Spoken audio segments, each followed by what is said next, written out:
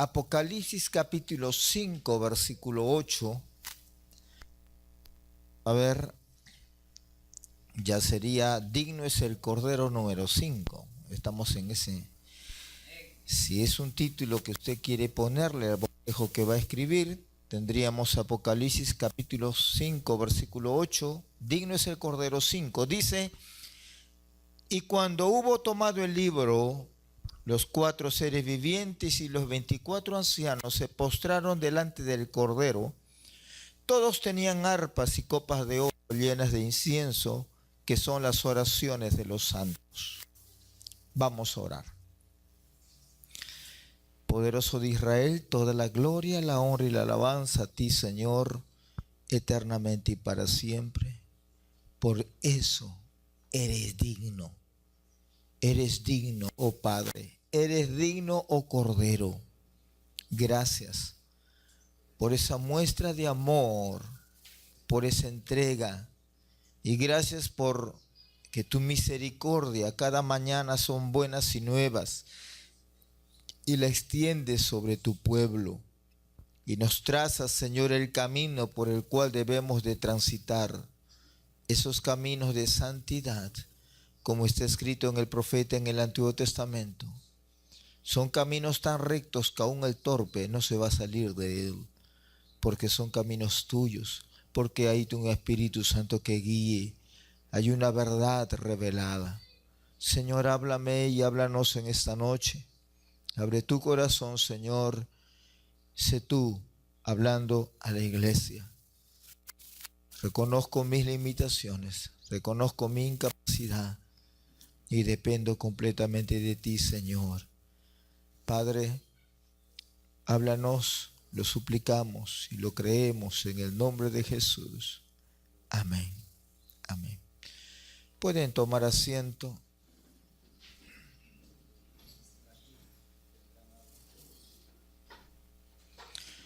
Dice, y copas de oro llenas de incienso, que son las oraciones de los santos.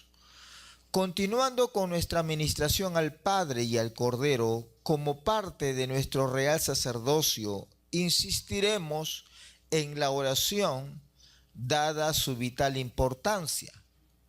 Número 1, la oración como incienso agradable ante Dios es 6 cosas que vamos a ver, o 6 realidades, o 6 mandamientos, o 6 principios. Número 1, la oración como incienso ante Dios es, en primer lugar, rendición. Aprende, hermano, si usted todavía no tiene una vida cultivada de oración, ahora va a ver la importancia de la oración. Decíamos que la oración, en primer lugar, es rendición. ¿Por qué? Porque tenemos que rendir nuestra voluntad a Dios para orar fervientemente y disciplinadamente. ¿Correcto? La oración es rendición. Usted se rinde, ¿no? Usted no puede entrar a orar en soberbia, en presunción. Usted no puede decir como aquellos falsos maestros que han aparecido ahora y que dicen, ¿qué es eso de orar tanto? No, pacta con Dios con $100 y declara la palabra y ya no tienes que orar. Eso es para la gente que está acostumbrada a que así como la mentalidad en el mundo y en esta tierra se compran autoridades, se compran políticos, se compran puestos de trabajo, se corrompe con el dinero muchas cosas. Están acostumbradas y creen que a Dios también con su dinero lo pueden comprar. ¿Me entiende? Por eso, hermano, que la oración es rendición.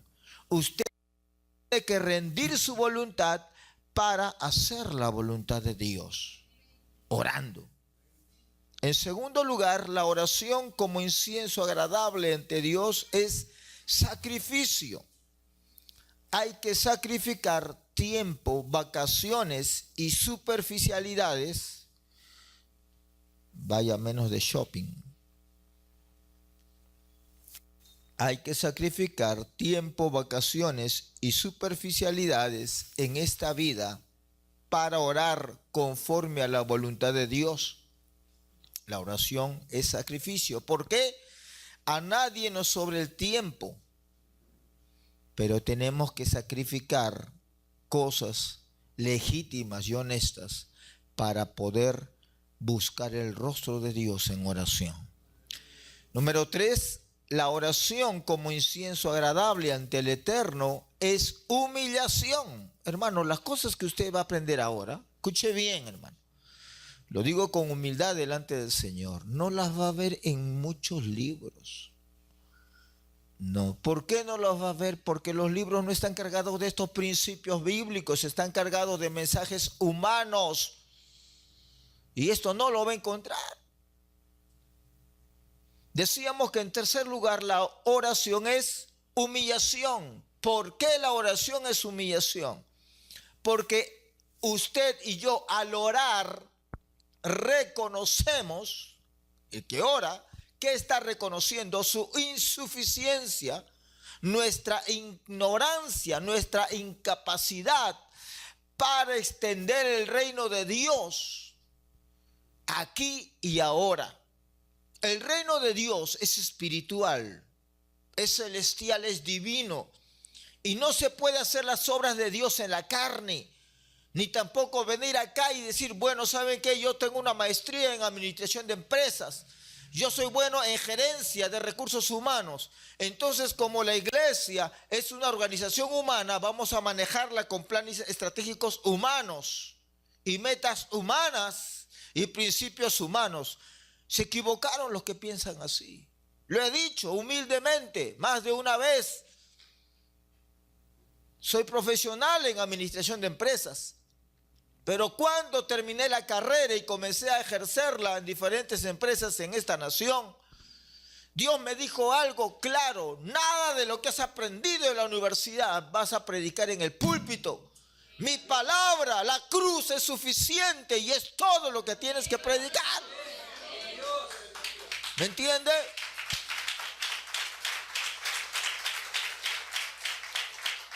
Es decir, que si hay alguien con humildad, le estoy diciendo, que si hay alguien con autoridad para poder decir, hermano, hagamos un plan estratégico, hagamos metas humanas y carnales, sería yo. ¿Por qué sé de eso? Pero aquí al orar, ¿qué estamos haciendo? Señor, mis conocimientos, mis teorías, mi experiencia, todo nos sirve para conocer lo que hay en tu corazón, porque la iglesia no es una empresa, la iglesia es el cuerpo de Cristo, organismo vivo. No se puede manejar la iglesia como una empresa, no, una empresa se maneja. En cambio, la iglesia de Cristo, Cristo la maneja. ¿Me entiende?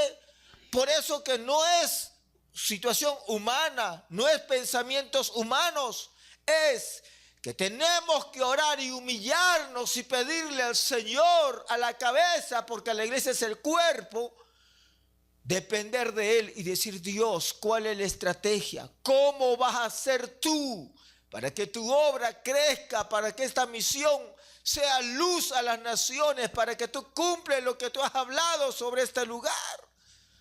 Eso no enseñan en la universidad, en ninguna facultad de economía del mundo, en ninguna facultad de ciencias empresariales en el mundo. Eso no enseñan.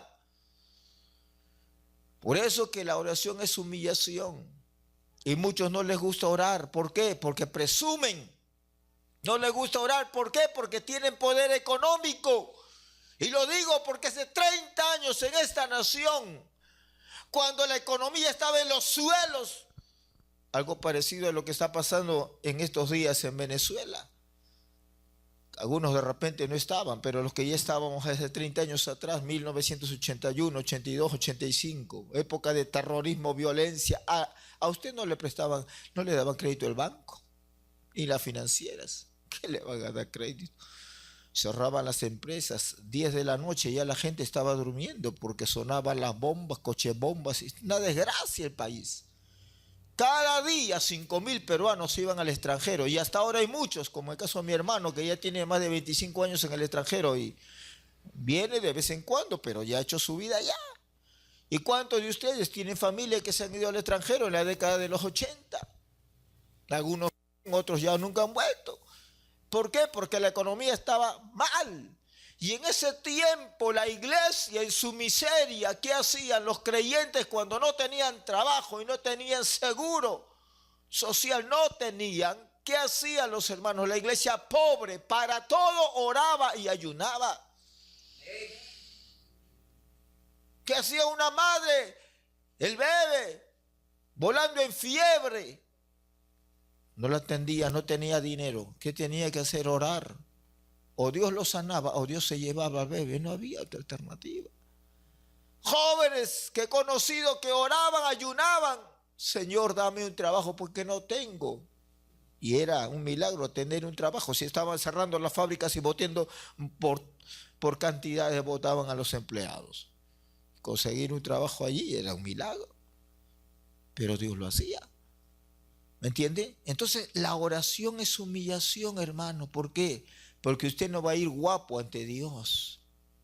Usted se postra y usted reconoce: Dios, yo vengo ante ti como un niño. Tú lo eres todo, tú lo puedes todo, tú lo sabes todo. En cuarto lugar, la oración es fe. Ahora, explico. Pastor, ¿no dice la Biblia en Romanos 10:17 que la fe viene por el oír y entender y obedecer la palabra del Señor? ¿Cómo que ahora usted puede afirmar que la oración es fe? Escuchen bien. ¿Por qué digo en este caso que la oración es fe? No porque la oración produzca la fe. No, en ese sentido la oración no es fe. Es fe porque la oración ejercita la fe. La medida de fe que Dios ha puesto en usted, eso se ejercita mediante la oración. Cuanto más oremos, nuestra fe será desarrollada más y más. No tendremos miedo de orar por endemoniados, no tenemos miedo de orar por enfermos, no tendremos miedo de orar por necesidades de los hermanos, porque su fe se habrá desarrollado. ¿Me entiende? En quinto lugar, la oración como incienso ante Dios es servicio espiritual. La oración es uno de los servicios más elevados para Dios. Dios aprecia mucho a sus intercesores, aquellos que constantemente derraman su alma delante de Él. Orar es trabajar. Nunca lo olvide. Orar es trabajar.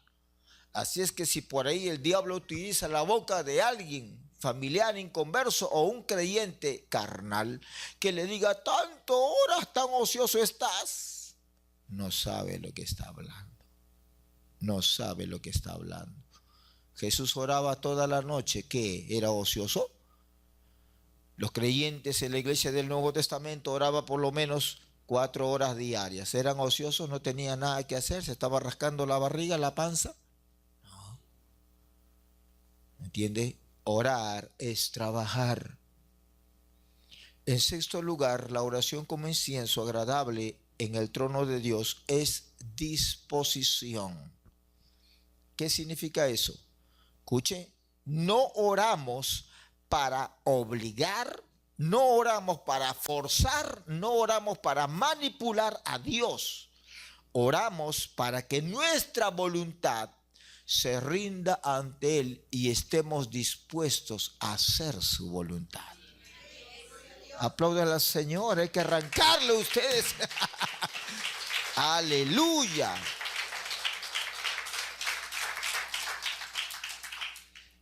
Ya les digo, estas verdades usted no las va a encontrar en otro lugar. No las va a encontrar en otro lugar, porque así nos enseñan. Se enseñan otras cosas. Bien, ya hemos visto la oración como incienso agradable delante de Dios. Vamos a ver ahora, en segundo lugar, número 2, ¿para qué oramos?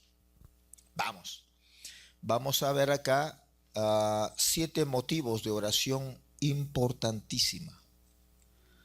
Oramos en primer lugar para honrar a Dios.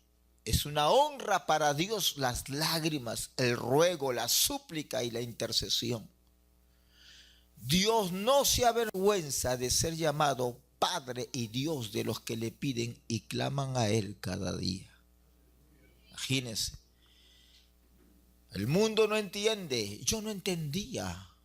Yo no entendía. Yo lo he dicho y lo creo. Aprendí a orar de mis padres. En la casa. Claro, también después en los guerreros, en los ancianitos de la iglesia. Porque en la iglesia donde me crié, una iglesia pentecostal muy antigua en esta nación, mujeres y hombres de oración, los que más oraban eran los ancianos y ancianas. Y los que menos oraban eran los jóvenes. Pero en la casa, mis hermanos de carne y sangre pueden dar testimonio de lo que yo le estoy diciendo, porque así fue. De los 5 soy el penúltimo. ¿Qué pasaba? Mi madre todos los días y mi padre se levantaban a las 3 de la mañana para orar. 50 años de orar, hermano. Para mí yo todavía no llego a ese nivel. Se lo digo con humildad. Oraban y a las 5 de la mañana pues nos levantaban sus lágrimas, llorando, y nos tapábamos con la almohada. Ya basta de llorar. No entendíamos, hermano, no entendíamos. Hasta el día en el cual el Señor habló: las lágrimas de tu madre están delante de mí, como dice Apocalipsis 5:8. Ninguna de sus lágrimas cayó en tierra, están delante de mí. Mi madre ya está con el Señor. ¿Me entiende? Mi madre ya está con el Señor, pero aún Dios contesta sus oraciones. Como estamos viendo en Apocalipsis 5:8. Todas las lágrimas que usted derrame en intercesión están en la copa de Dios. ¿Quién lo sabía eso en el Antiguo Testamento? David, cuando dijo: toma mis lágrimas en tu redoma. ¿Qué era la redoma? Una vasija. David ya sabía. Toma mis lágrimas en tu redoma. Y David oraba y lloraba. Y no lloraba porque se le quemaba el arroz, porque era medio raro, no era tan hombre. No. Jamás la Biblia, ni en el Antiguo ni en el Nuevo Testamento, condena a los hombres de Dios que lloraban. Y no solamente no los condena, sino ni siquiera tampoco dice que eran cobardes o medio hombres. Jamás. Jesús lloró, dice la Biblia. Y no una vez, más de una vez dice: Jesús lloró, Jesús lloró. Nehemías, Daniel, Ezequías, los grandes intercesores de la Biblia lloraban. ¿Me entiende? Por eso que decimos que es una honra para Dios la oración. Hermano, usted de aquí tiene que salir como una bomba después de lo que el Señor le hable. Tiene que cambiar en su corazón y en su mente el concepto y la realidad de lo que es la oración. No porque yo lo diga, sino por el calibre de lo que usted está entendiendo. La calidad y la contundencia de lo que usted está aprendiendo, hermano. ¿Para qué oramos? En segundo lugar, para conocer a Dios. Primero, ¿para qué oramos? Para honrar a Dios. Dios se alegra y se goza y se identifica con aquellos que oran. Ya, número 1. En segundo lugar, oramos para conocer a Dios. Cuanto más oramos, tendremos un mayor conocimiento experimental de Dios. Puesto más de una vez como ejemplo. Mis hijas, ¿cómo me conocen? Mis hijas, desde la más pequeña hasta la mayor, ¿cómo me conocen? Porque fui un padre irresponsable, que dejé a mi esposa embarazada y me fui a Europa, y después de 15 años una cartita y una foto mía para que me conozcan. De esa forma me conocen. Tal vez hayan padres que sean así, ¿no? Pero yo no. Yo no. Mis hijas, ¿cómo me conocen? ¿Cómo me fueron conociendo? Y yo como padre, ¿cómo la fui conociendo? En el diario vivir. Lo único que Dios no permitió, por algo será, es que yo esté presente en el parto de mis hijitas. Casi, la primera, casi. Si no fuera por detrás de un biombo, hubiese estado presente cuando dio a luz a la primogénita. Pero después ya fue imposible. Pero ya cuando salió, la cargué, Le lavé, le cambié todo. O sea, ¿dónde se da un conocimiento experimental? En la vivencia. Cuando usted ore con Dios, va a conocer a Dios, no de teoría, no de teología, en la experiencia. Conocer a Dios por la experiencia vale más que conocer a Dios por la teología. Con el respeto de aquellos que no estén de acuerdo y que van a ver este video en las redes y que van a decir, lógico, los teóricos y los filósofos de la Biblia no van a estar de acuerdo con eso. Dicen, no, ¿cómo que la teoría? Es que es la verdad. Es que es la verdad. En la práctica, hermano, yo he visto hombres y mujeres de oración. No conocían mucho de doctrina inclusive. No conocían mucho de las cosas que usted tal vez conozca por el discipulado y el instituto bíblico y todo ello. No tiene tanto acceso a la información bíblica.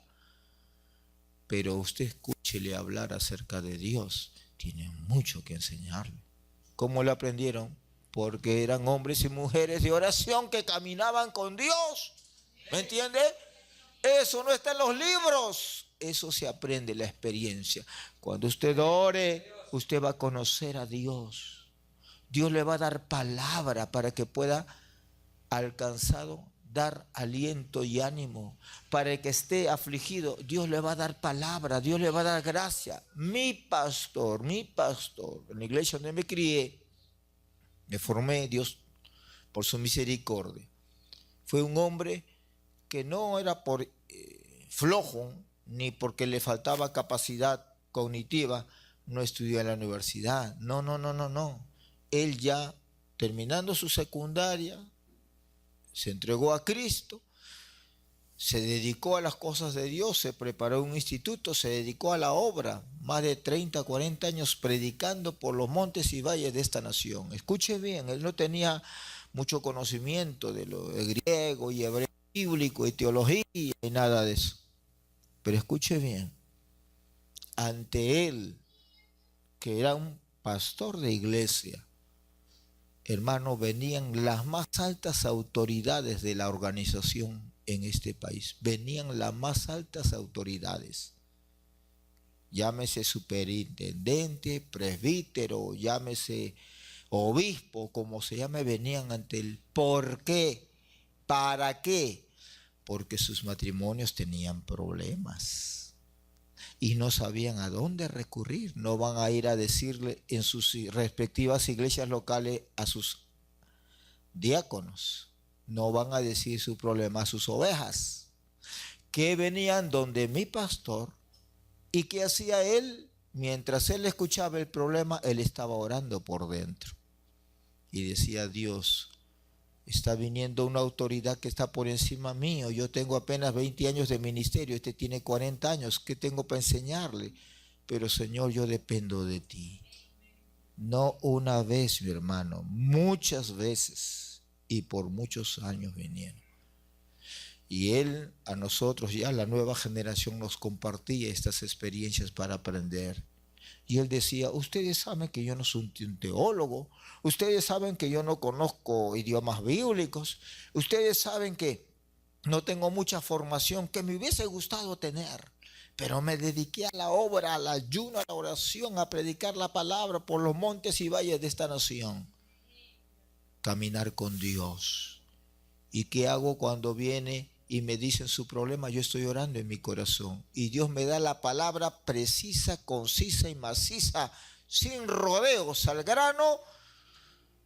Termino de escuchar su problema y de frente sale la palabra de Dios, de ciencia, de sabiduría, de sanidad, de liberación, sale de la boca de él.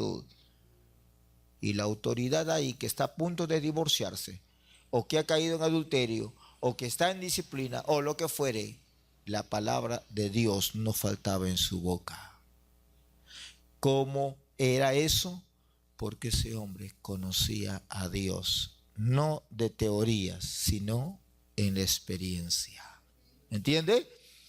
Entonces, cuanto más oramos, tu conocimiento del Señor será mayor. No un conocimiento teórico, un conocimiento experimental. Porque eso es lo que ocurre en la vida diaria. Yo, 20 años casi ya de matrimonio con mi esposa, 20 años con mi esposa, yo ya conozco lo que le gusta y lo que no le gusta, y viceversa. Ella también, si tengo que usar un terno, una ropa, qué sé yo, ya ella lo tiene preparado, sabe lo que me gusta o lo que no me gusta. ¿Me entiende? ¿Cómo aprendió eso ella en la universidad?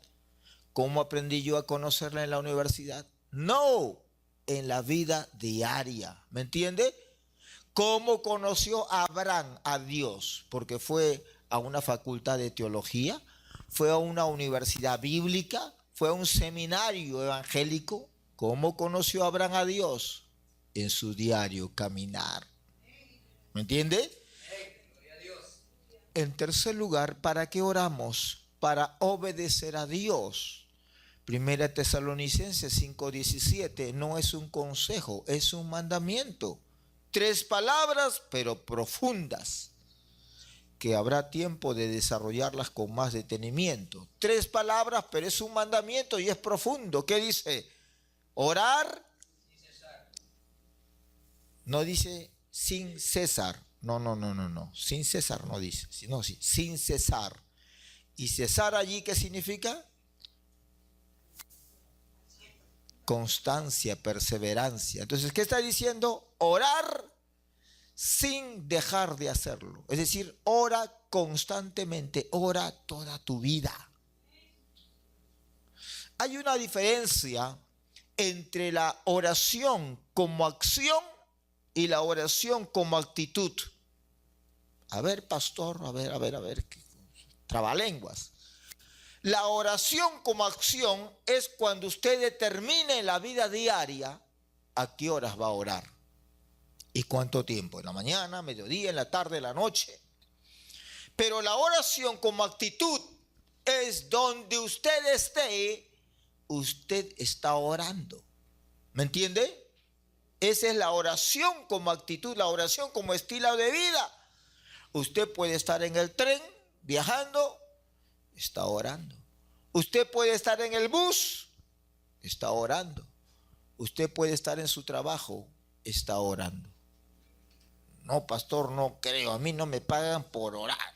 A ver, un solo ejemplo, porque no es el tema, la perseverancia y la oración, solamente estamos diciendo que la oración como obediencia, para que usted vea que sí se puede tener la actitud de oración. Cuando estuve en uno de los seminarios para pastores en Ayacucho, hablamos acerca de la oración.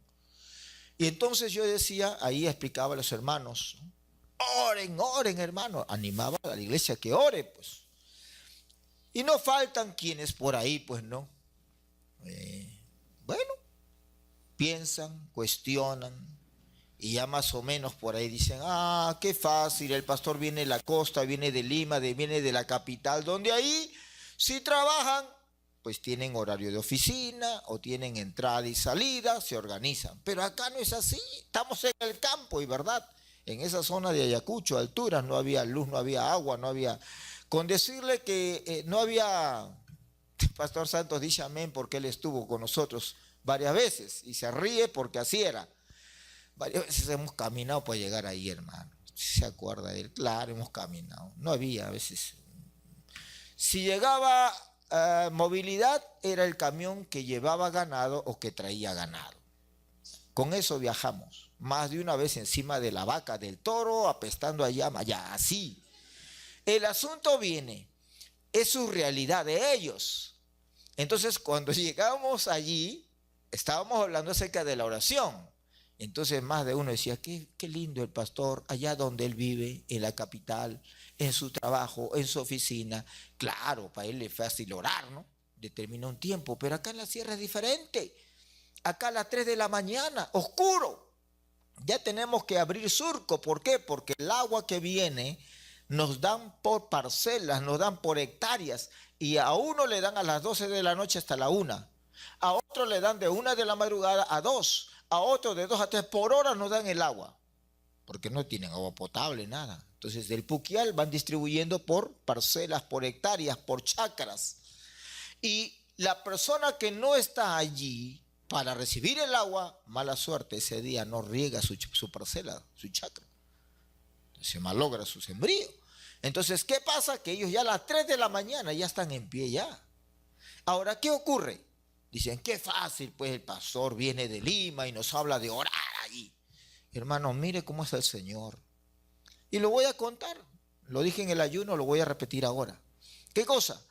Cuando le dije, hermano, pero usted puede orar cuidando su vaquita. Usted puede orar con su ganado. ¿Cuál es el problema?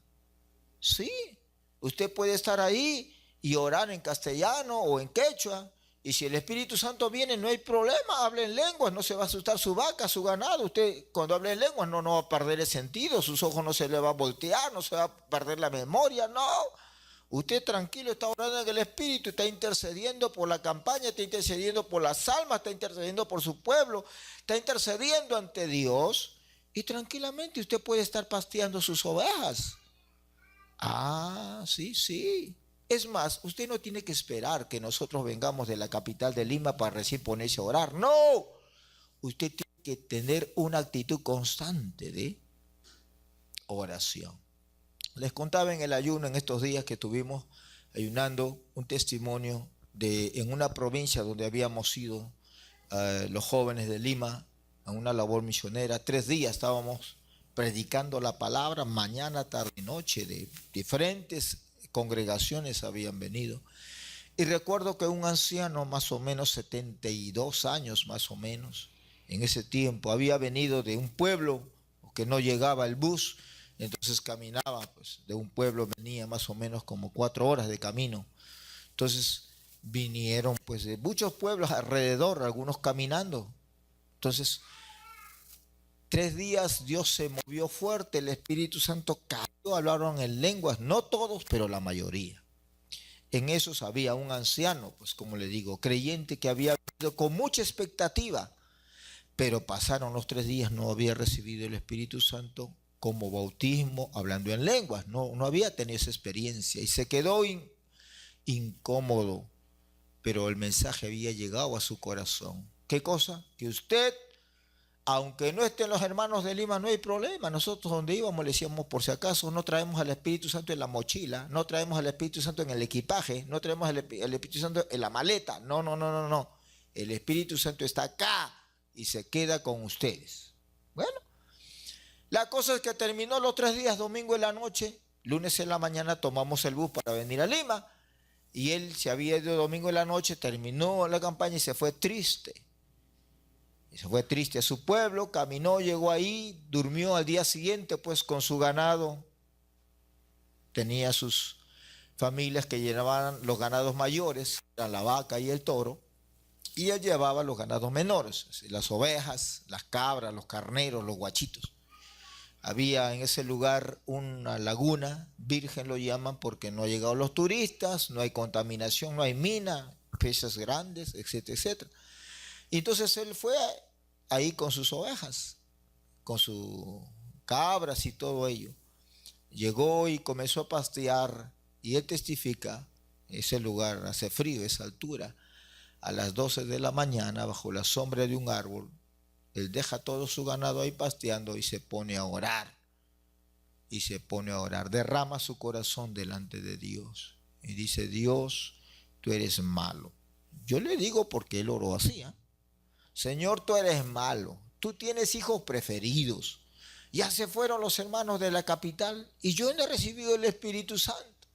Señor, yo también quiero recibir el Espíritu Santo. Yo estoy predicando en mi pueblo, pero la gente es dura, no se convierte. Yo quiero poder de Dios para que la gente se convierta, Señor. Lléname con el Espíritu Santo.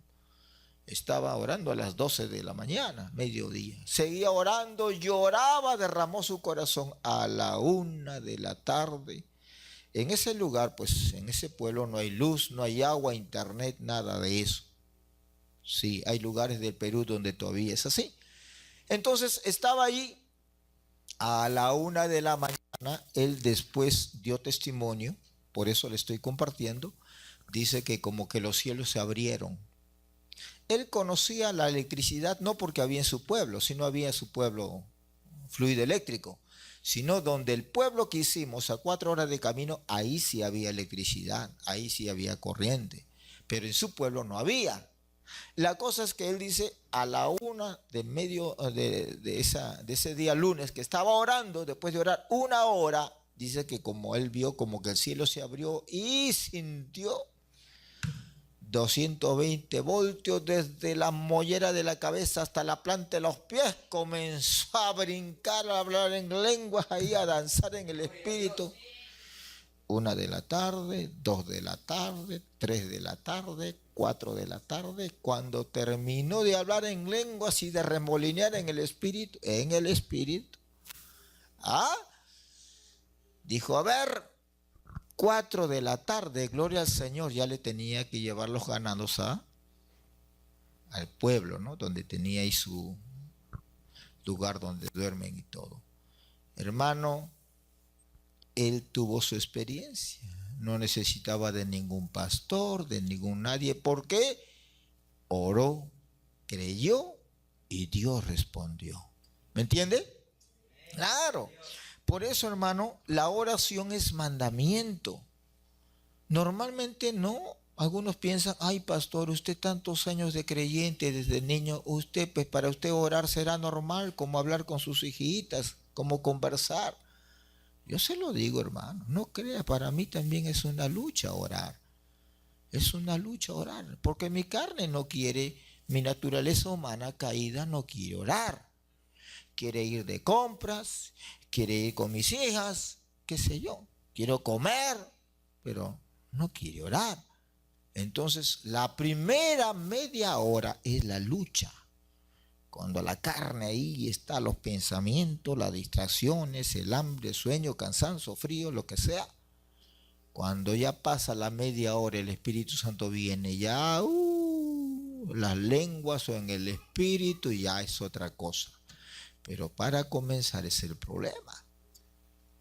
Y ya estoy hablando humildemente, más de 40 años de creyente, más de 25 años en el ministerio. O sea, no crea que por mí, ahora piense en Jesús, piense en Pablo. Para todos ellos, la oración era una lucha. La oración es una lucha. Es una batalla contra el hambre, contra el sueño, contra la pereza, contra la flojera. Es una lucha la oración. Pero los resultados son poderosos. Número 4, ¿para qué oramos? Salmos 84, 7.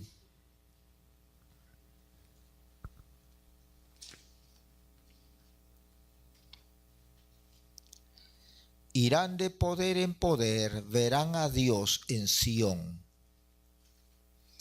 De acuerdo al contexto, es decir, al contexto de ese pasaje de Salmos 84, 7, el hombre piadoso que ora verá a Dios ahora.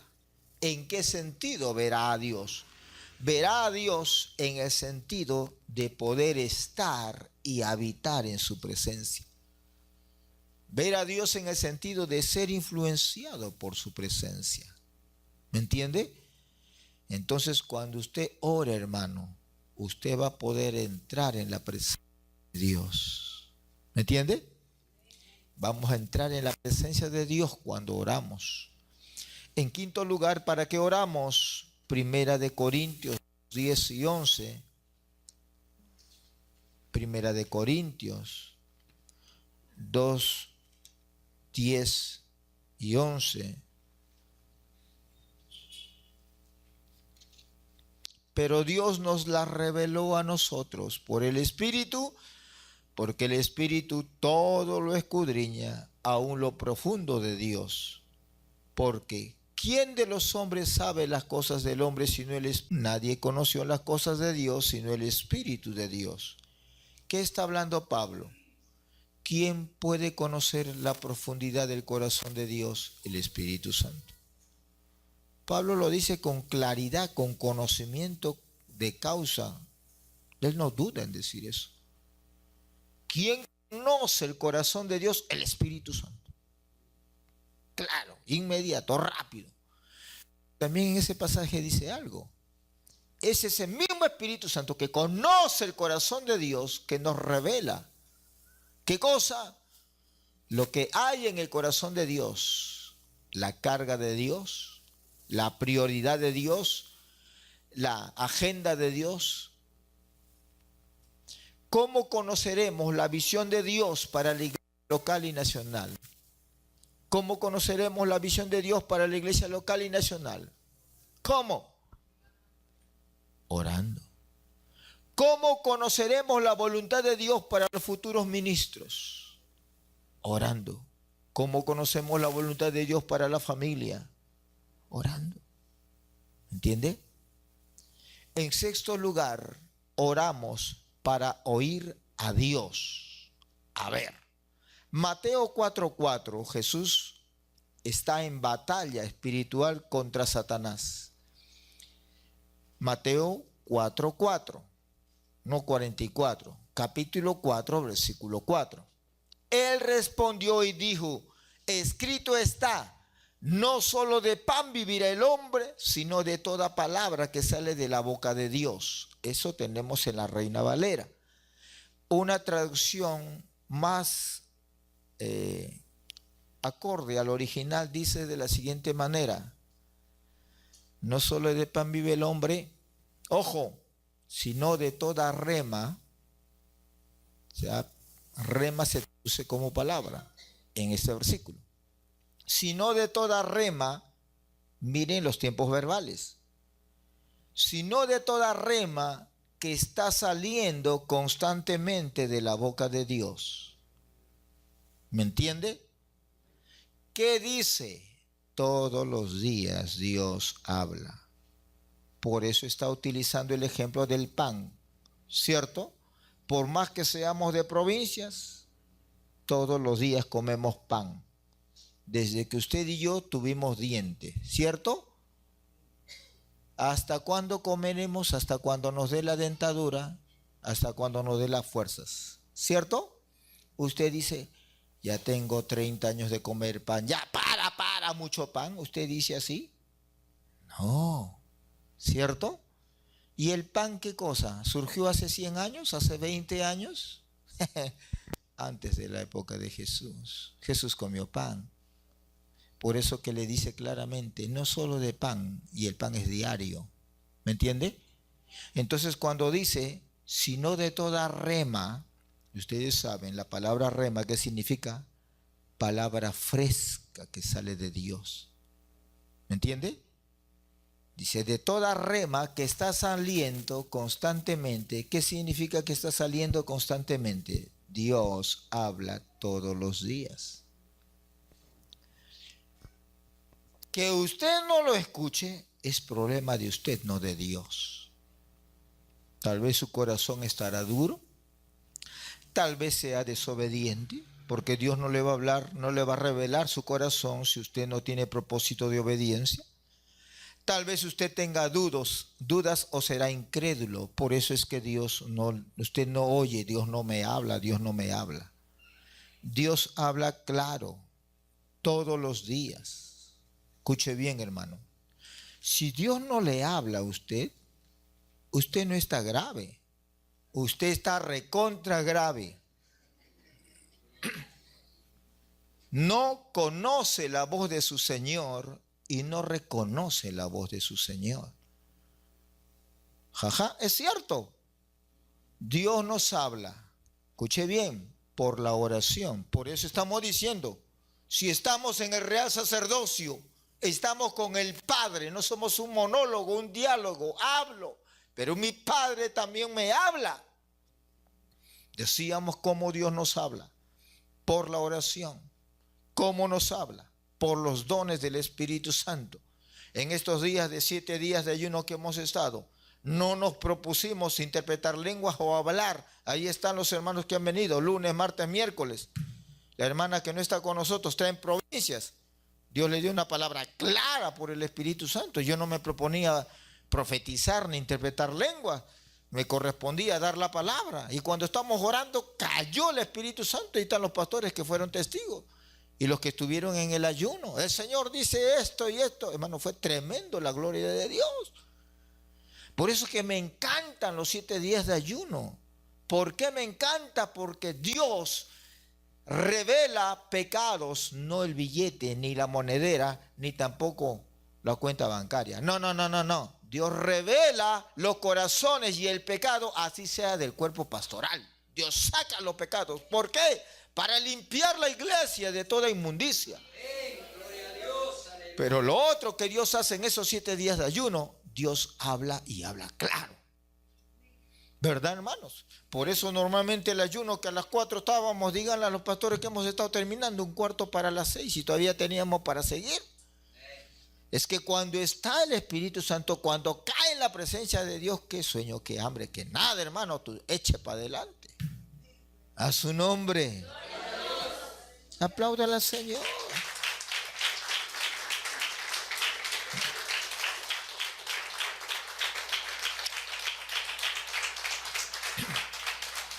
¿Qué medios usa para hablar Dios? La oración. ¿Cómo o qué? ¿A través de quién Dios habla? A través de los dones del Espíritu Santo. Lenguas, interpretación de lenguas, profecía, palabra de ciencia, palabra de sabiduría. ¿Cómo nos habla Dios? A través del ayuno. Ya lo hemos dicho, estos 7 días de ayuno que siempre hacemos en esta iglesia, hermano. Dios habla claro. Me gozo. Dios tiene que confrontarme a mí mismo. En cuarto lugar, Dios nos habla por el estudio bíblico personal. Si usted lee la Biblia todos los días, Dios le va a hablar. Es que Dios no siempre le va a hablar así como fue en el monte Sinaí, con una voz estridente, con un terremoto. No, no. Dios habla tan sencillo, tan dulce que usted lo puede escuchar y en su idioma. Quinto lugar, decíamos que en cuarto lugar, Dios se le habla por el estudio bíblico personal. Cuando usted lee la Biblia a través de un versículo, y yo lo digo por experiencia. Ya le dije cuando fui a una provincia a predicar y un hereje se levantó para hablar incoherencias en medio del mensaje, que me dijo el Señor 2 cosas por la Biblia. Número 1, no tengas envidia de los ávaros, ni siquiera te sientas a comer con ellos. Ávaros, los que llaman el dinero, los idólatras, porque la Biblia condena la avaricia, el amor al dinero es idolatría, dice la Biblia. Ya. Segundo, ¿qué pasa? Esa fue una parte. La otra parte que me dijo el Señor, así como Elías de Tisbita. ¿Quién fue Elías de Tisbita? El profeta de Dios. ¿Qué dijo? Voló la cabeza de esos herejes apóstatas. Yo te he traído acá. Vuela con mi palabra, que la espada del Espíritu vuela la cabeza de todos estos herejes. Y tenía que decir delante de los herejes sus mentiras que estaban hablando. ¿Cómo? ¿Qué? La palabra de Dios. ¿Me entiende? Entonces, hermano, oramos para oír a Dios. Sí, dijimos la oración, los dones del Espíritu Santo, el ayuno, el estudio bíblico personal. En cuarto lugar, Dios le habla a través del discipulado. Quinto lugar, Dios le habla a través de un mensaje ungido. Digo mensaje ungido porque alguien por ahí me dijo, pastor, he venido de un matrimonio. Ah, qué lindo que has venido de tu matrimonio. ¿Qué tal? Estaba bonito. El predicador predicó media hora. ¿Ah, sí? Ah, ¿y por qué? Porque si predicaba más de media hora, todo el mundo se dormía. ¿Ah? Sí, pastor, hay predicadores que mejor no prediquen porque todos se duermen. ¿Por qué será? Usted me va a decir que así le habla el Señor. No, pues, hermano. ¿Me entiende? Cuando Jesús predicaba horas, ¿se dormía alguien? ¿Ah? Si hasta los niños le escuchaban y le entendían. ¿Ah? ¿Me entiende? Entonces, cuando el Señor habla, hermano, mensajes ungidos, su corazón está como aquellos que estaban camino de Emaús. ¿Qué dice? No nos ardía el corazón cuando nos abría las escrituras. Entonces, ¿qué sueño hay ahí? ¿Qué cansancio hay ahí? Pero verdad, hermano, no es ofender. Hay predicadores que cuando predican más de media hora, mejor que la paren porque todos se van a dormir. No ministran nada. Aplaudo al Señor.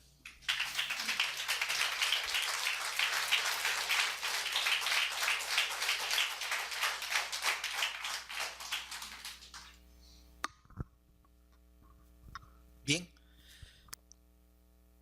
Estábamos diciendo que Dios nos habla a través de la oración, los dones del Espíritu Santo, el ayuno, el estudio bíblico personal, el discipulado.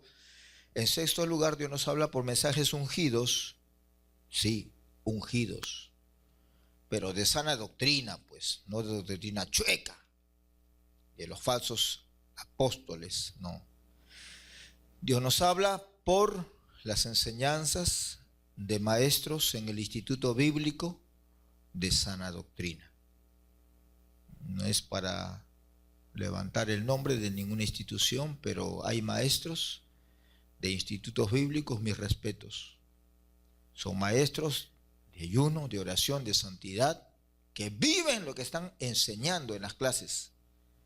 Pero hay otros que es puro letra, hermano, pura teoría. Han leído un montón de libros y lo que dicen libros, ¿verdad?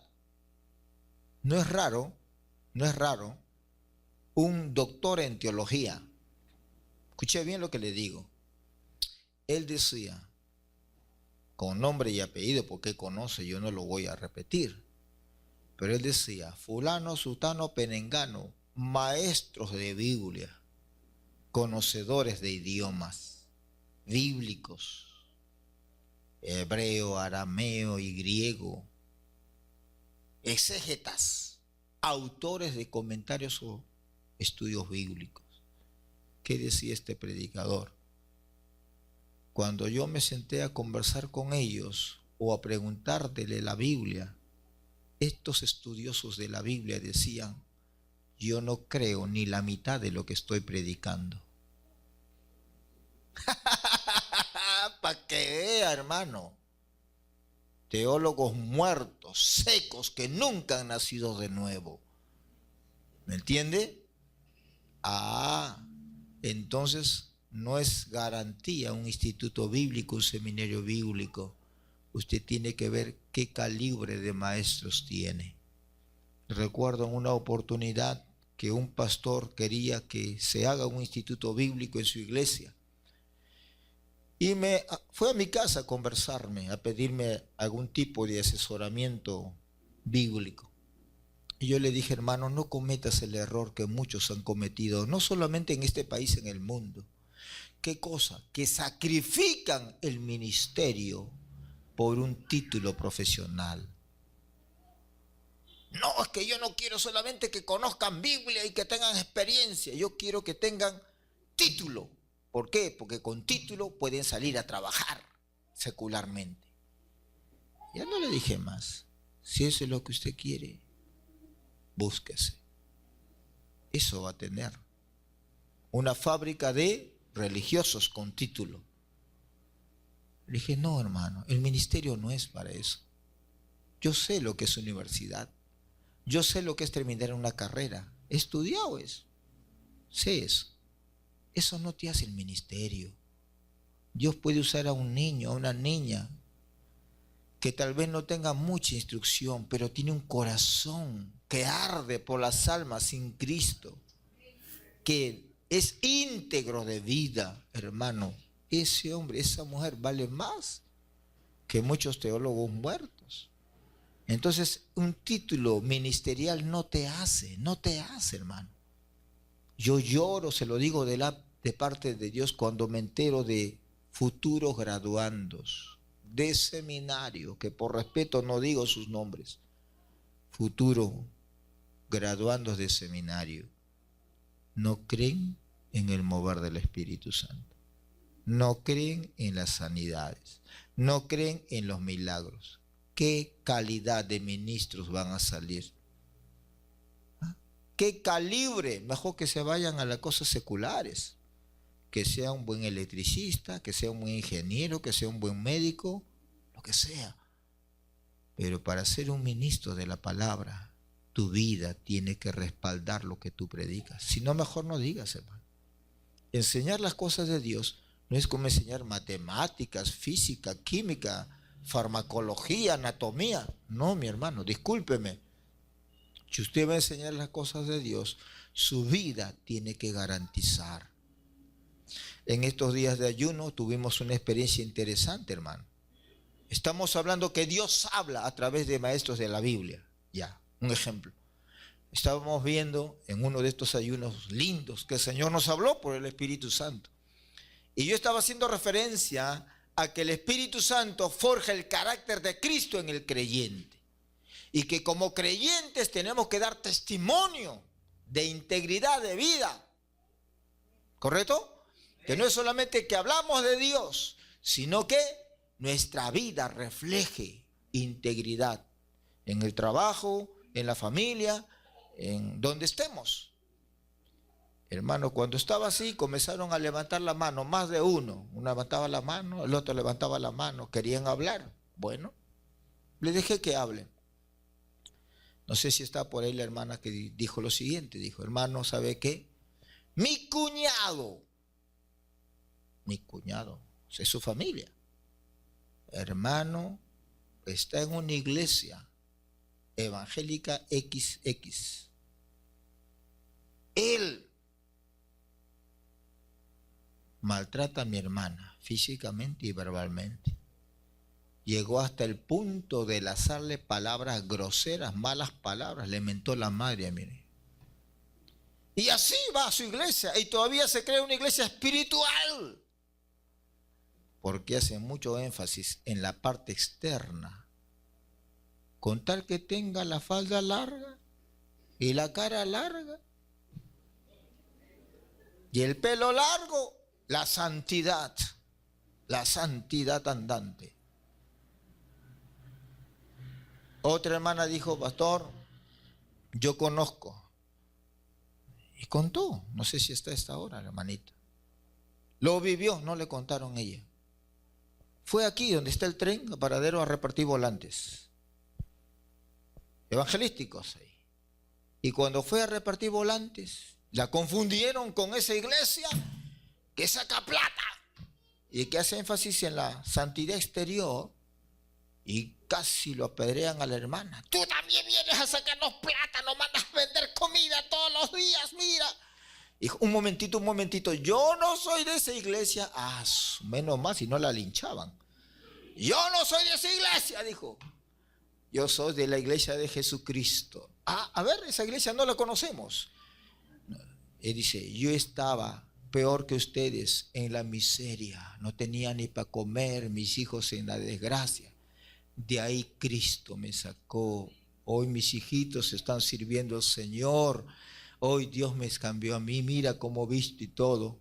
A mí la iglesia no me pide plata. A mí la iglesia no me cobra tarifa. A mí la iglesia no me manda a vender cachanga, ni picarones, ni nada. Yo lo que doy es de lo que Dios me enseña y sirvo al Señor. Acepte usted a Cristo. Así como me cambió, a usted también le puede cambiar. Hermano, ¿cómo se llama eso? Integridad de vida. Uno más. No estoy difamando a nadie porque no he dicho el nombre, aunque usted ya está pensando en quién es. Bueno, ¿qué pasa? Escuche, hermano, porque esto es real.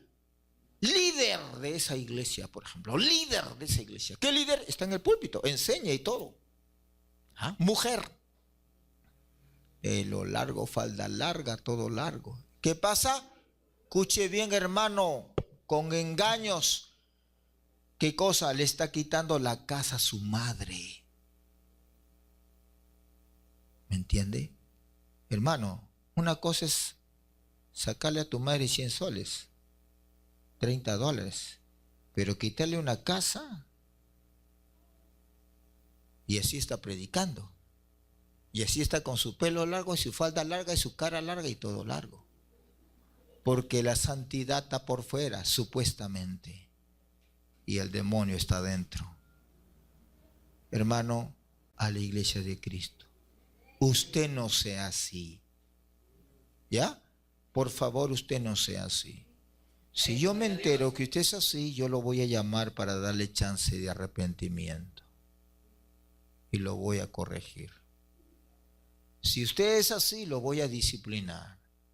Y si sigue siendo así de hipócrita, discúlpeme, le voy a dar su cartita. Váyase a la iglesia del frente. A mí no me interesa tener 1,000, 10,000, 20,000 hipócritas sentados acá. No me interesa. A mí me interesa tener 5, 10 o 20 que cuando suene la trompeta me voy con esos 20.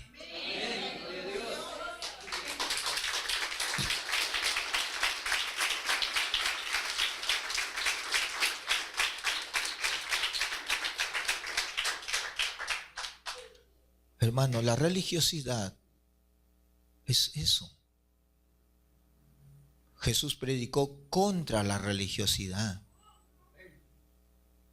Por eso, hermano, no seamos así, ¿verdad? No seamos así. Es feo, hermano.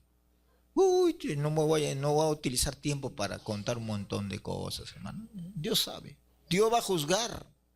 Por eso el día que estemos allá, ahí van a ver las grandes sorpresas. Usted lo va a ver, yo lo voy a ver. Claro.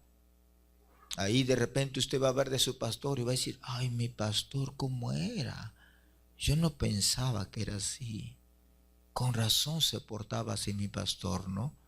Mi respeto, pastor, qué humilde. Usted nunca dijo cómo Dios trataba en su vida, qué es lo que tenía que nunca. Pastor, ¿verdad? Mi respeto. O de repente lo contrario. Pastor, usted era así. De repente se me cayó, pastor. Yo pensaba que ya como profetizaba y hablaba en lengua y sacaba a los demonios.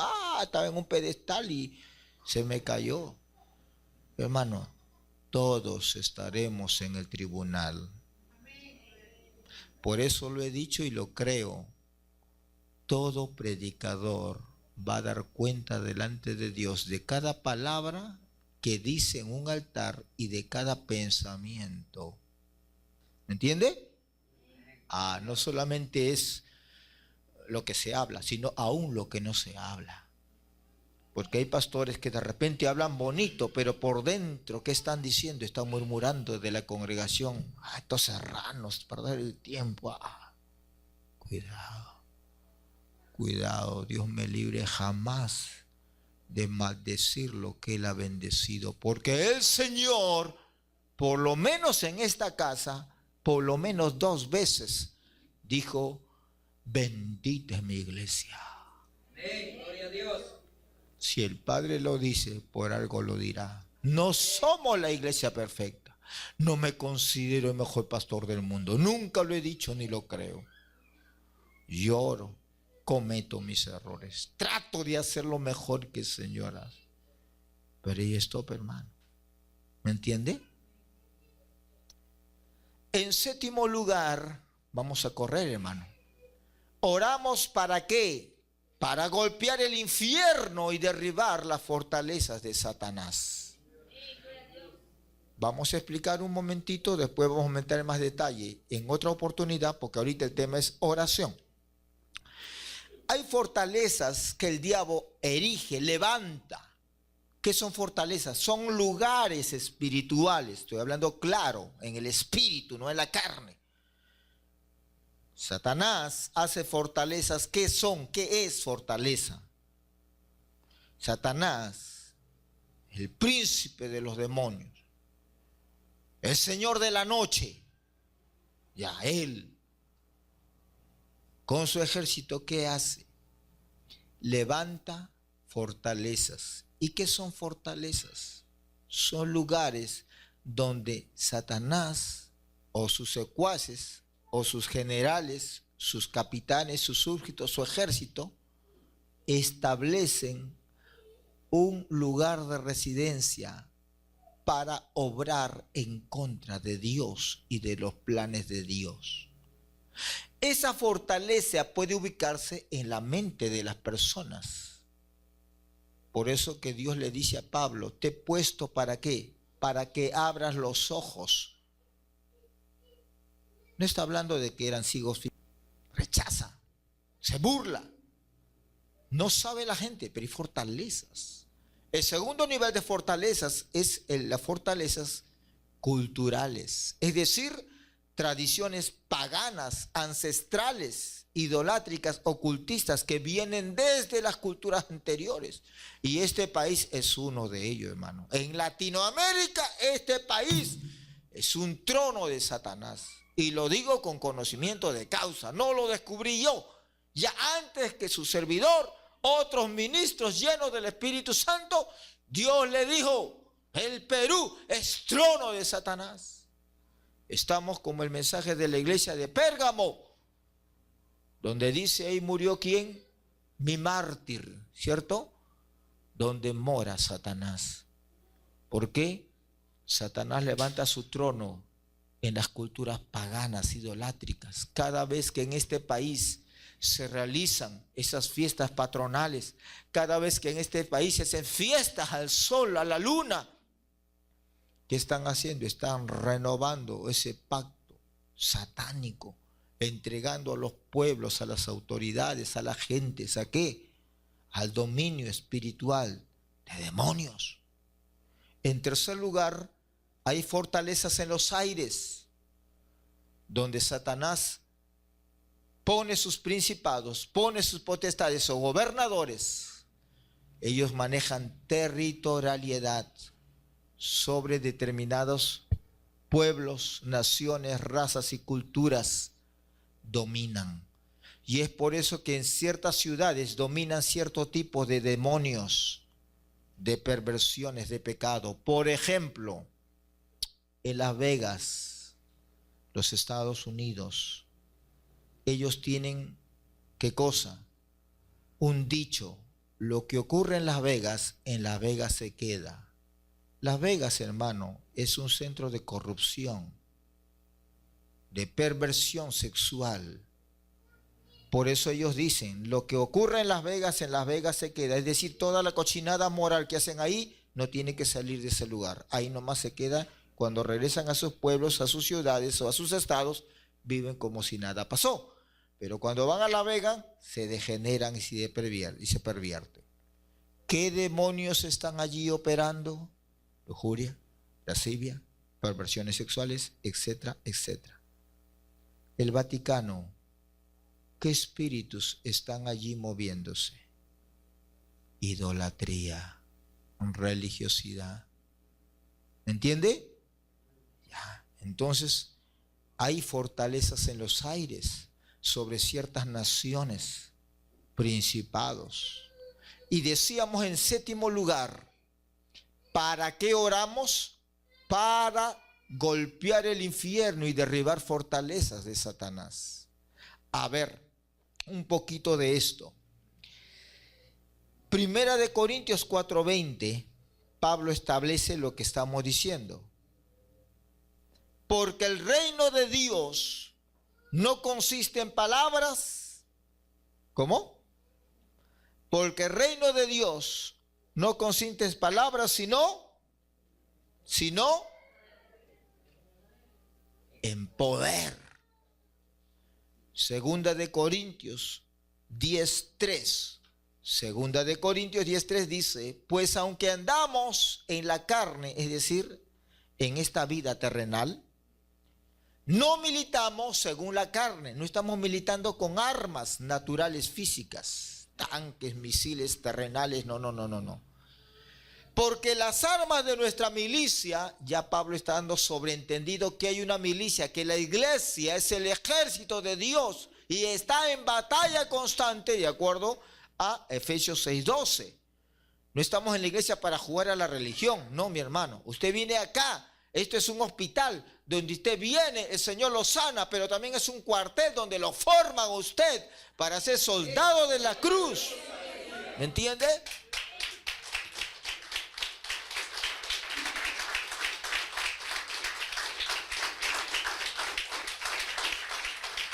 No estamos jugando a la religión.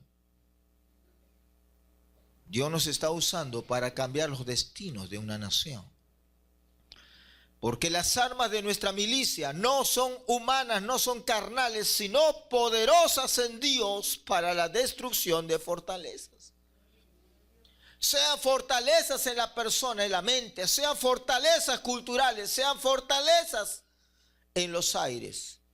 Pero son fortalezas. Vamos, Lucas 11:20. Lucas 11:20.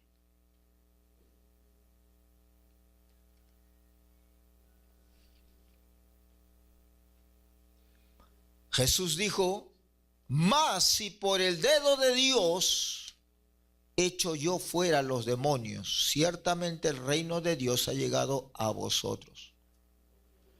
Una de las características innovadoras del obrar del Espíritu Santo en el Nuevo Testamento es la expulsión de demonios. En el Antiguo Testamento habían milagros portentosos, resurrección, sanidades, pero lo que nunca hubo en el Antiguo Testamento fue echar fuera demonios. Pero ahí Jesús viene y que dice, señoras y señores, conmigo se inicia el reino de Dios. Yo soy el Mesías, yo soy el Rey. ¿Correcto? Y la prueba es que el reino de las tinieblas está juzgado y caído, porque yo soy el Rey. Y que no había diablo, ni Satanás, ni principado, ni que se paraba delante de él, sino que lo reconocían como hijo del Altísimo y ya estaban temblando, que hasta le suplicaban. ¡Sí!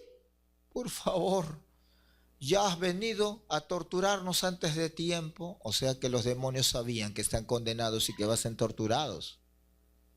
Segundo, ¿qué más le decían? No nos mandes al abismo, porque hay un sector del abismo que para los demonios es cárcel, es prisión. Y los demonios pueden salir de una persona y meterse a otra persona. Y los demonios pueden salir de una persona y meterse a animales. ¿Cómo llamaría usted a un gato? Esto es real, ¿eh? A un gato que abre el refrigerador, la parte de arriba donde está el congelador, saca todo y lo bota al suelo y como está hielo no lo come. Carne, todo lo saca y la huella del delito está en el hielo. ¿Usted me dirá que ese es un gato normal?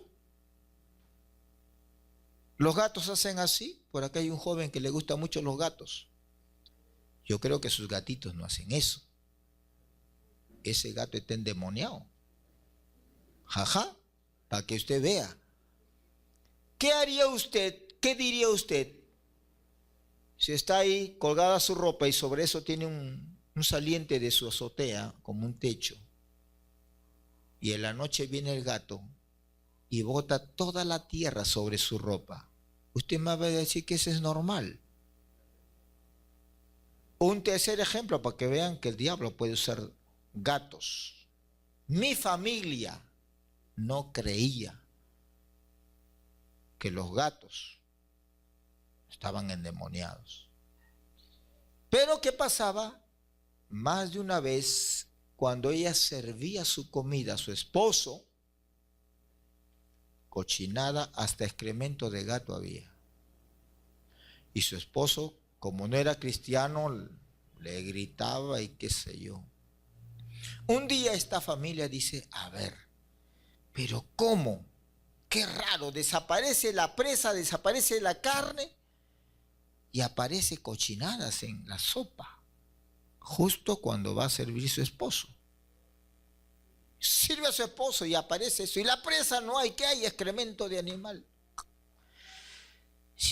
Imagínense, eso es un problema. ¿Cómo hacer eso? No una vez, hasta que mi familia un día dice, voy a ver qué pasa. ¿Es brujería? ¿Cómo es posible?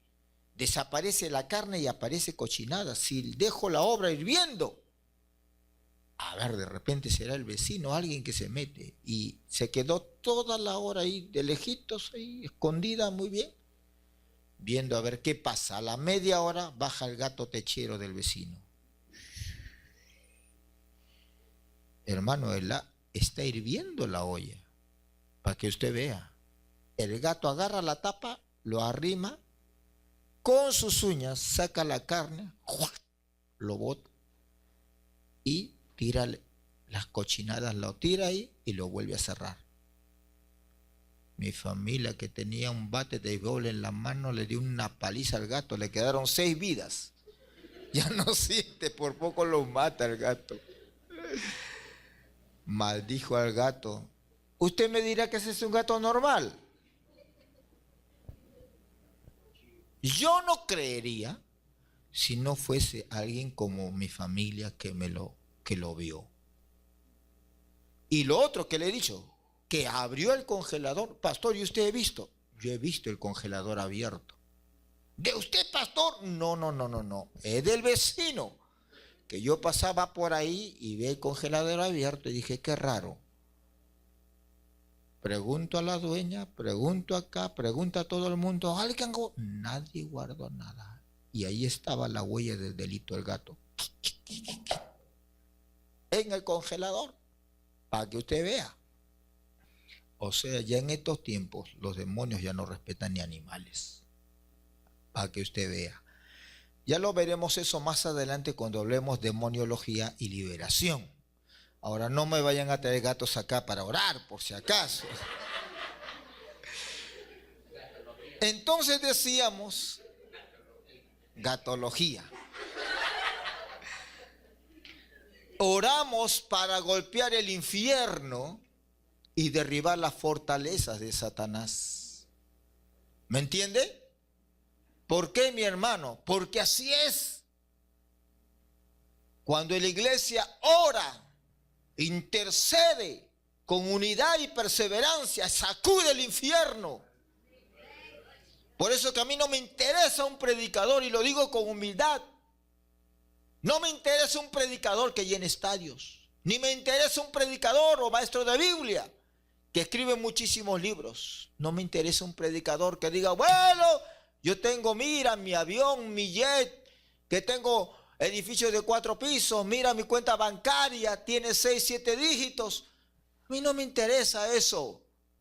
Si de alguien, un maestro bíblico, o así no sea maestro bíblico, no sea teólogo, pero un hombre, una mujer piadosa quiere aprender, sí me sentaría con ganas y decirle, enséñame, es de aquel o de aquella.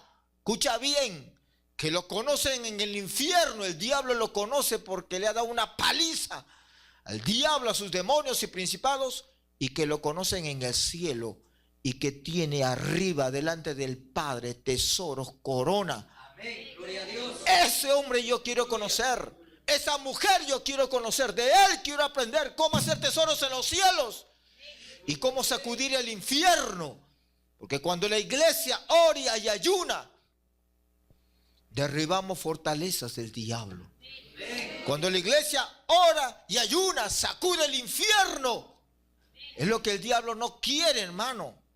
Y te lo voy a decir de 2 maneras prácticas. En una oportunidad Dios le mostró a un pastor, Dios le mostró cómo es cuando la iglesia ora y ayuna, como si fuesen misiles, en el infierno se sacuden. Y ahora te voy a dar otro en la cual no lo contaron. Yo fui testigo. Cuando estábamos intercediendo en un grupo de intercesión, guerreros de oración, su servidor, como 4 años ha sido director de guerreros de oración en una iglesia pentecostal donde estuve anteriormente pastoreando 4 años. ¿Qué pasaba en ese tiempo de ayuno y de oración que teníamos? Oramos, éramos como 60. Comenzamos a interceder y el Espíritu nos traía los motivos de oración y de intercesión. Orábamos en lengua. 2 horas y la unción caía, hermano, eso era tremendo, estábamos orando. Y el Señor nos dijo, reprendan, y comenzamos a reprender. Y una hermana grita, ¡ah! Ya todos pensamos, salió un demonio, liberación por ahí. No era demonio, liberación. Fueron a atenderla. ¿Qué pasa, hermanita? ¿Se siente bien, se siente mal? Y la hermana gritaba y estaba muy incómoda. ¿Por qué? Si estamos orando. Bueno. Yo no sé si aquí alguien ha tenido experiencia, pero bueno, por lo menos por cultura hemos visto un buque de guerra, aunque sea en foto o en lámina escolar, ya. Otros tal vez por algún documental, ¿no?, que hay en YouTube, o de repente han ido a Puerto de Callao o han visto un buque de guerra, ¿no? De lejos, nunca se han subido. Cuando los buques de guerra, sobre todo los de la Primera y Segunda Guerra Mundial, disparaban los cañones, literalmente sus cañones disparaban, todo el barco se sacudía por la potencia del disparo. Ahora, ¿qué pasaba? Esta hermana en el espíritu, cuando se estaba orando y reprendiendo a Satanás y quebrando las fuerzas del infierno en el nombre y la autoridad de Cristo, orando en lenguas y en el Espíritu. Escuche bien, el Señor abrió los ojos de la hermana en el Espíritu, y de la boca de los intercesores, así como ese cañón del buque de guerra, hermano, salía fuego. Y los principados y potestades que estaban en los aires, hermano, así como Jesús lo vio, se hacían como carbón, como cenizas, y caían al suelo, hermano. ¿Me entiende? O sea, cada vez que se intercedía, que se proclamaba la sangre de Cristo, el nombre de Jesús, derribando las fortalezas demoníacas en los aires, hermano, espiritualmente, fuego de Dios salía de las bocas de los intercesores. Por eso cuando oramos, hermano, estamos golpeando el infierno y derribando fortalezas de Satanás. Ahora me entiende por qué el diablo no quiere que usted ore. Usted puede cantar todo lo que quiera, pero si no ora, está muerto espiritualmente. La oración es como la respiración. Vamos a correr. Hemos dicho en primer lugar, ¿qué cosa? Que es la oración como incienso ante Dios. En segundo lugar, hemos visto que, o por qué, para qué orar. En tercer lugar, vamos a ver el costo de la oración. ¿La oración tiene un costo? Sí, mi hermano. La Biblia nos va a relatar el caso de Daniel, cuando en Babilonia sacaron un decreto ley, claro, los reyes decretan, y en esa época el rey dio una ordenanza: todo aquel, ¿no?, que ore a un Dios que no sea él, su estatua, ¿qué iba a pasar? ¿Ah? ¿Qué iba a pasar? En el caso de Daniel, lo iban a lanzar ¿a dónde? A la fosa de gatitos. No, eran leones. Y esos leones africanos son más bravos que los peruanos que tenemos, los pumas que tenemos. Son otra cosa. De un solo zarpazo a usted, a mí, nos arranca la cabeza y no pasa nada. Así, ¿no? Como jugando, como mantequilla, ¡plan! Y ya estamos sin cabeza. Es fuerte, esos animales son una bestia. Ahora, ¿qué pasaba? Ahí lo iban a meter ¿a dónde? A Daniel. ¿Y qué hizo Daniel? Dios, tú me comprenderás. Solamente 30 días voy a cerrar la ventana, voy a orar en secreto. Así dice la Biblia.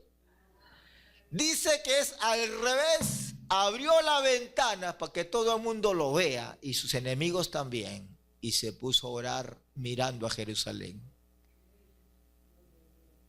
En otras palabras, a Daniel la oración le importaba más que su propia vida. ¿Cuál es el costo de la oración? Tu vida.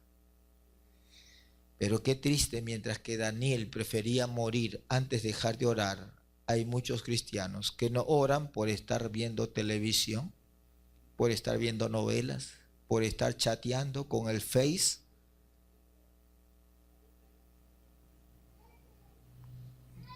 Qué terrible, ¿verdad? El otro lo van a matar por orar y usted y yo tal vez ni oramos por estar con el Face, chateando, noveleando. Dios nos libre, hermano. No seamos así. La oración cuesta, sí cuesta. Te va a costar disciplina, sacrificio, entrega, morir a muchas cosas aún legítimas que tú puedas tener. Cristo oraba siempre, ya dijimos cómo oraba Jesús, no solamente como un acto, sino como una actitud. La mejor prueba es que Jesús en la cruz oró, ¿o no? Oró y perdonó a sus enemigos y todo eso, pero oró. Hermano, Jesús oró.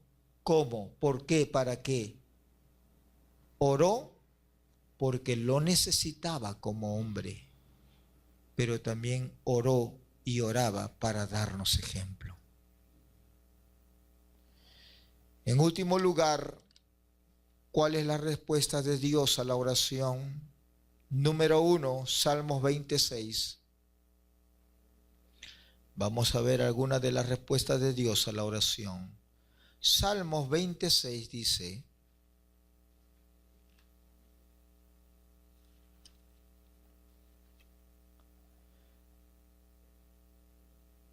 ahora conozco que Jehová salva a su ungido, lo oirá desde los santos cielos con la potencia salvadora de su diestra. Lo primero que Dios va a hacer, nos va a salvar, sea cual fuera la situación. No me cansaré de repetirlo, aunque usted le incomode, lo repetiré. Tenga experiencia con Dios, porque de lo contrario usted va a pensar que los testimonios que se predican lo estamos inventando, estamos exagerando o estamos mintiendo para la gloria de Dios. No es así, mi hermano. No hay tiempo para contarles. No voy a traer a los testigos para que le digan: mira, acá está la mujer, está viva hasta ahora, que Dios le sanó los ovarios. Mira, acá está el hombre estéril, que no podía tener hijos. Mira cómo tiene hijos, ya es tan grande, señorita. No voy a traer, más incrédulo que eso eres. ¿Qué dice? La respuesta de Dios a la oración nos va a salvar. Número 2.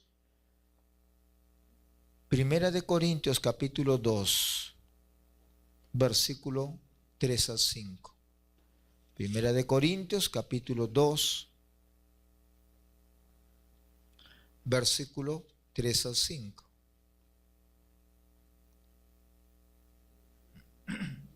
Y estuve entre vosotros, dice Pablo, con debilidad y mucho temor y temblor. Y ni mi palabra ni mi predicación fue con palabras persuasivas de humana sabiduría, sino con demostración del Espíritu y de poder, para que vuestra fe no esté fundada en la sabiduría de los hombres, sino en el poder de Dios.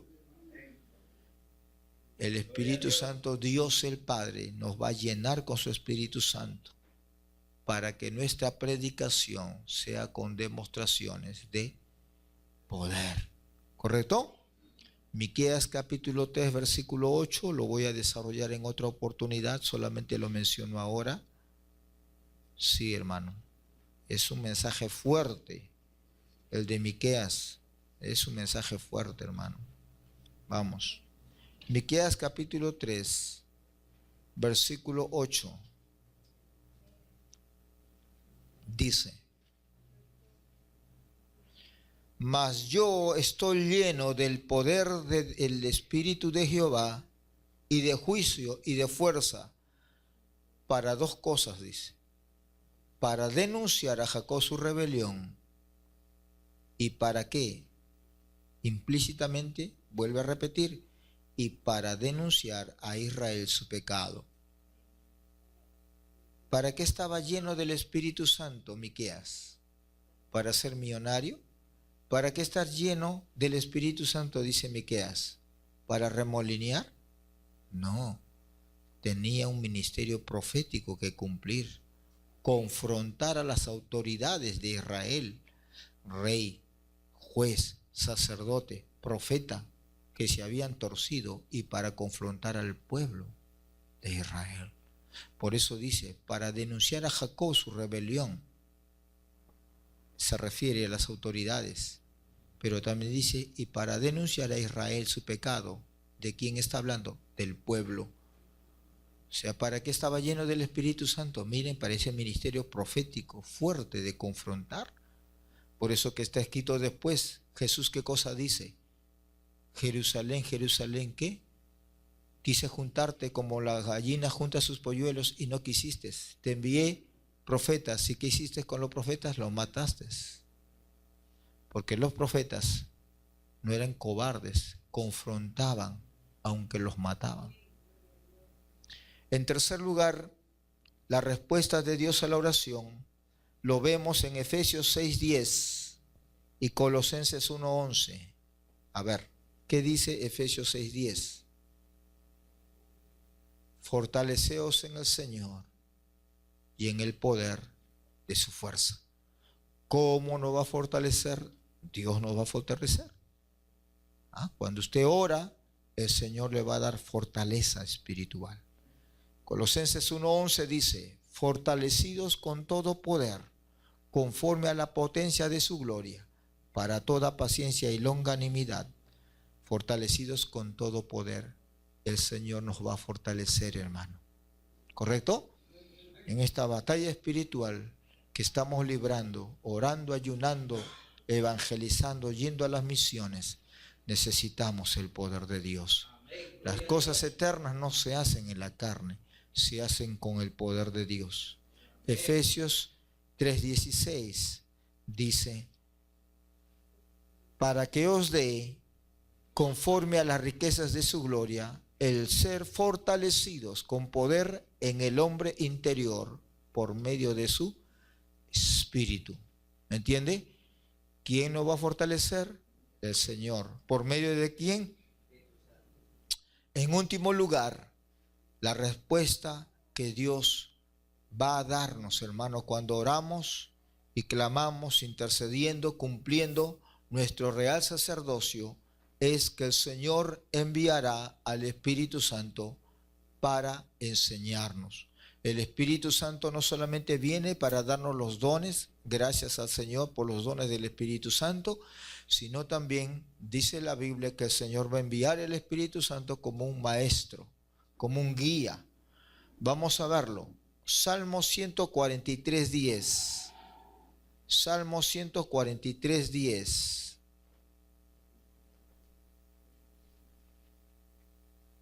Enséñame a hacer tu voluntad, porque tú eres mi Dios.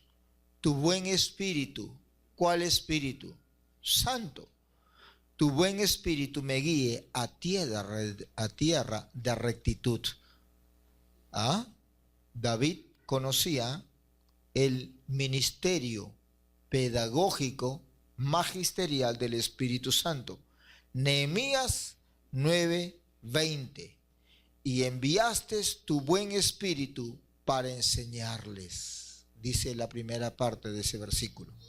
Nehemías 9:20. Y enseñaste tu buen espíritu para enseñarles. El Espíritu Santo no es una fuerza. El Espíritu Santo habla, es Dios, enseña, es maestro.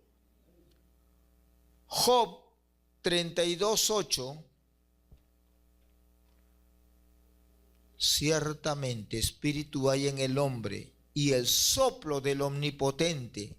¿A qué se refiere el soplo del Omnipotente? Al Espíritu Santo. Le hace que entienda.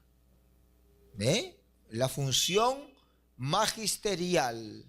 Acá hay algunos docentes de carrera, saben lo que es la función magisterial. Enseñanza, pedagogía. Juan 14:26. Juan 14:26. Jesús lo dijo.